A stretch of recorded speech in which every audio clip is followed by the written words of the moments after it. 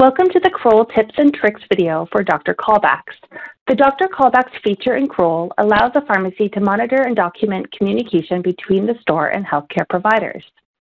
You can access your pending and completed Dr. Callbacks from the Start screen by selecting the Callbacks tile at the top of the window.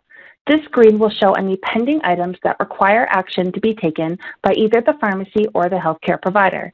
We can edit or delete these items by selecting F2 or DEL at the top right corner.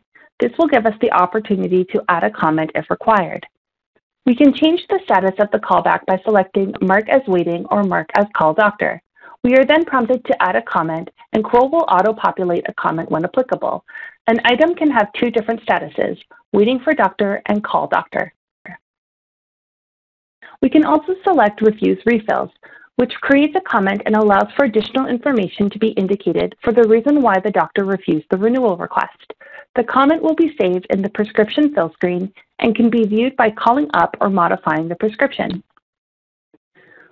When we select OK Refills, we are able to put in the new information and make any changes as needed. When done, the prescription is added to the prescription to-do or data entry queue to be filled at a later time. We can also look at the history of Dr. Callbacks by changing the filter views. This will show us the action taken for each Dr. Callback that is now completed, refused, or deleted.